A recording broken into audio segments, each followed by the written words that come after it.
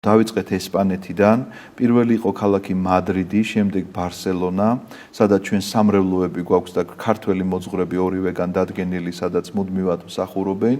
ამის შემდგომ წამოვედით საფრანგეთში, პარიზში ჩვენი სამრევლო არის და იქ გქონდა მსახურება.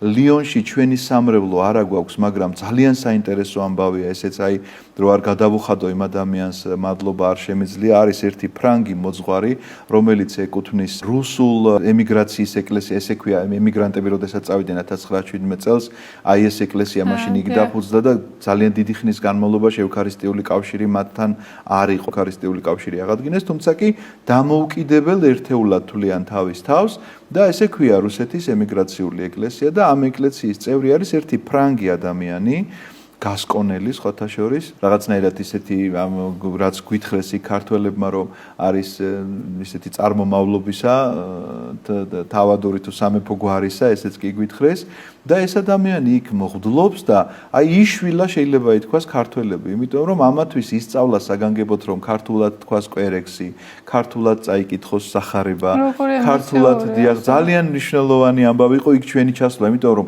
დაგხვდა ძალიან ბევრი ქართველი და დაგხვდა თვითონ ეს მოძღვარი, რომელმაც გვიმასპინძლა ძალიან დიდი სიყვარულით. ასევე ვიყავით სტრასბურგში, ძალიან დიდი სამრევლო დაგხვდა, დიდი უზარმაზარი დარბაზი ჰქონდა დაქირავებული. ადგილები რომ არ გვეყო, ხალხი ფეხზე იდგა, იმდენი მოვიდა.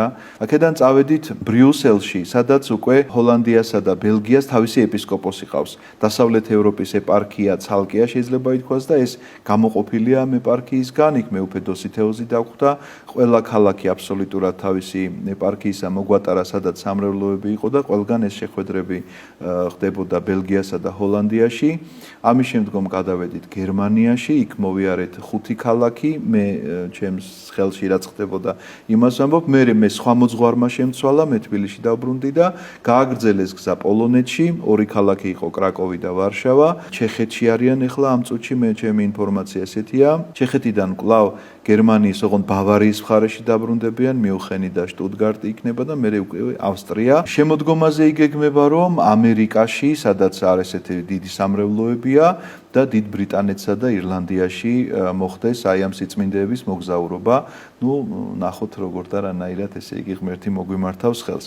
მე თქვი რომ უნდა ვთქვა რაღაცა ჩვენი მოძღვრების როლი და ასევე უნდა ვთქვა ჩვენი სახელმწიფოს როლი ამ პროექტში, იმიტომ რომ უმნიშვნელოვანესი იყო ეს და უფლება არ მაქვს ამის შესახებ არ ვისაუბრო. უპირველეს ყოვლისა მოძღვრები, რომლებიც აკეთებენ ძალიან დიდ საქმეს.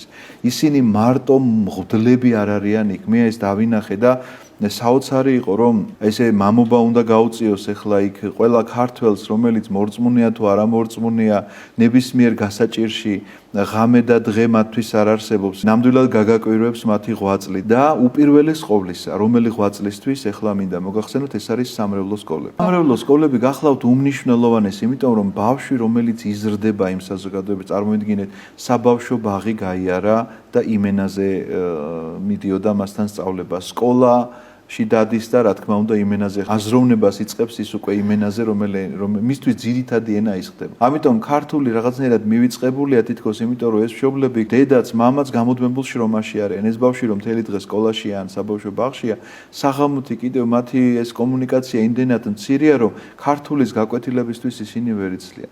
ამიტომაც ეს საკვირაო სკოლები რომელმაც ძალიან გაგვაკვირვა, ბარსელონათი დავიწყეთ და იქ არქიმანდრიტი ლუკა ფალავანდიშვილი. ისეთი სკოლა აქვს გაკეთებული რომ მე საქართველოშიც კი ნაკლებად შეიძლება ვთქვა რომ ვინმეს მსგავსი კონდეს მეთქი ცეკვის ანსამბლით, თავისი სიმღერის ანსამბლით, ქართულის გაკვეთილები და ვნახე ესე იგი კალიგრაფიის გაკვეთილები აქვთ ბავშვებს და ამ კალიგრაფიის კონკურსებში გამარჯვებულები არიან ეს ბავშვები და არაერთი სიგელები გვაჩვენა იქ მამა ლუკამ. პარიზშიც ასევე სადაც არქიმანდრიტი ანტონ კანდელაკი მოღვაწეობდა და დიდი ღვაწლი აქვს ძალიან გაწეული. ამ საკვირაო სკოლების შესახებ რომ არ გითხრათ არ შეიძლება. ასევე ანტვერპენში დაგხვდა ისეთი საკვირაო სკოლა ბავშვებმა, იქ საოცარი სიმღერები და საქართველოს შენარჩუნება თითქოს ეს პირველეს ყოვლისა რომ არ კარგავენ ენას. ეს არის ძალიან მნიშვნელოვანი, იმიტომ რომ თუ ენა იქნა დავიწყებული, აზროვნება უკვე სხვა ენაზე აქვს ადამიანს, ძაფი იყოს გაწყვეტილი, მაკავშირებელი ძაფი და სწორედ ამ ძაფის არ გაწყვეტა არის ეს სამრევლო სკოლების ეს მოქმედება და ეს სიმღერისა და ცეკვის ანსამბლები, მათ შორის ქალბატონ ნინო სუხიშვილს ვესაუბრე ამის შესახებ და მითხრა რომ გაოცებული დავრჩიო მამაკახავე რომ მე თვითონ პარიზში ჩავედი 3 დღე გრძელდებოდაო მთელი სამრევლო სკოლები რაც ევროპაში ქონდა იქ მოგროვდნენ მამა ანტონმა უზრუნველყო ესო და 3 დღის განმავლობაში მიმდინარეობდა მე ვესწრებოდი ამ ცეკვებსო და მე ხანდახან გაკვირვებული ვიყავი როგორ ცეკვავენ ეს ბავშვები აქ ჩვენ ამ მსგავსი სტუდია არა გვაქვსო მინდა გითხრათ იმიტომ რომ მთელი ეს მონდო ქალბატონმა ნინომ პირადად მე მითხრა სულ რაღაც ერთი კვირის წინ მქონდა ეს შეხვედრა და მართლაც უმნიშვნელოვანესია მინდა გითხრათ ეს როლი ეკლესიისა თვითონ და მოძღვრებისა რომლებიც აი ამ დიდ საქმეს აკეთებენ